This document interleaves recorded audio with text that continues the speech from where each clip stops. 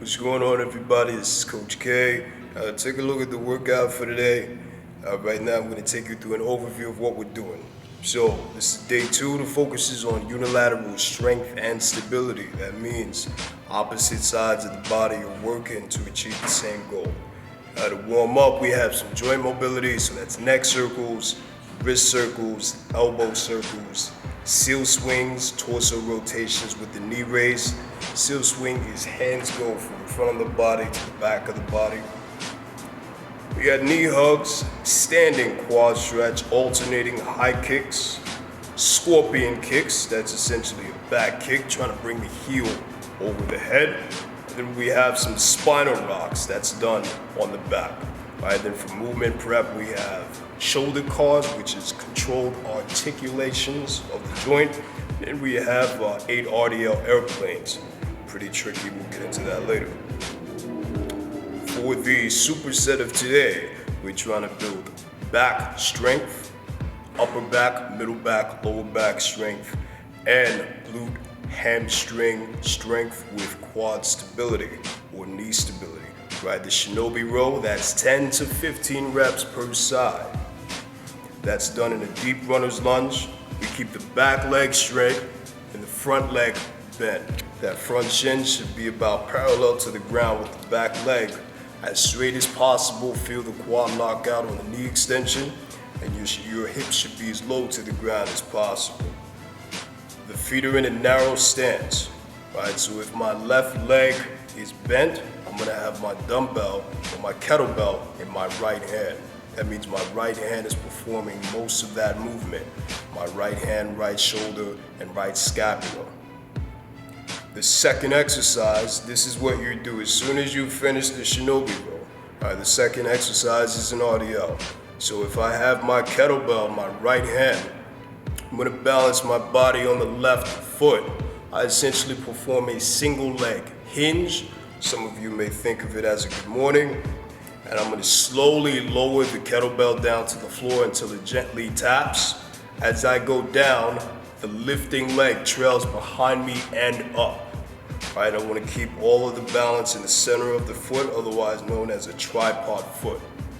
You go down, you come up, that's your 1 rep. And we're doing that for 8 to 12 reps per side. Moving on to the workout of the day. Simple, not easy. First up, we have an Imam, that's every minute on the minute for 6 minutes.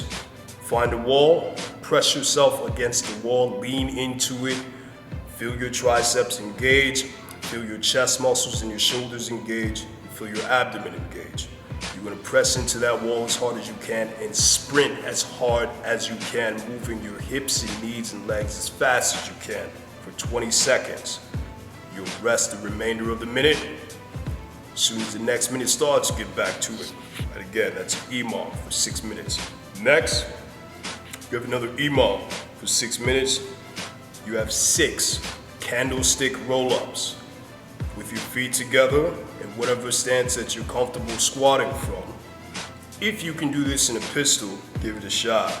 If not, we have modifications. So the candlestick roll-up is feet together, hands up high, roll yourself to the ground, butt hits the ground first, then the middle back, then roll to your upper back. Press your feet into the air as high as possible. You should be in a hollowed position, toes pointing up. From there, pull your hips and legs down as quickly as you can, aiming to pull your heels to your butt. When you do that, lean over your knees as hard as you can to stand up on your own 2 feet. Again, if you need to modify this movement, try setting your hands down beside you to help you on the lift up.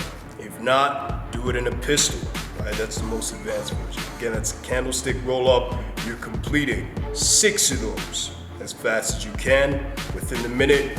Rest the remaining minute. After that, that's 12 minutes of your work. You're done. You can stretch out. There are 4 stretches. First is the butterfly. Sit on your butt, bottoms of the heels together, knees are pressed out. Use your elbows and your hands to sort of help you with that hip opening. The second stretch is a cat to cow. That's in a quadrupedal position. You're essentially trying to stretch out your spine. So you go flexed spine to an extended spine as much as you can, emphasizing each position as you go. The frog position with a T-spine stretch. You're going to go back into a quadrupedal position, but this time spread your knees, shins, and feet as far away from each other as you can. Drive your hips into the ground and towards your heels. T-spine stretch is going to come when you post on one hand, take the opposite hand, reach under and across your body. Make sure you repeat the same step on the opposite side. The last stretch is a seated hamstring stretch. Pretty simple. You're going to do is sit on your butt, feet together, knees straight. Take your hands, reach for your toes. Take deep breaths as you hold that position. Each position and stretch is to be held for 2 minutes each. And that's the end.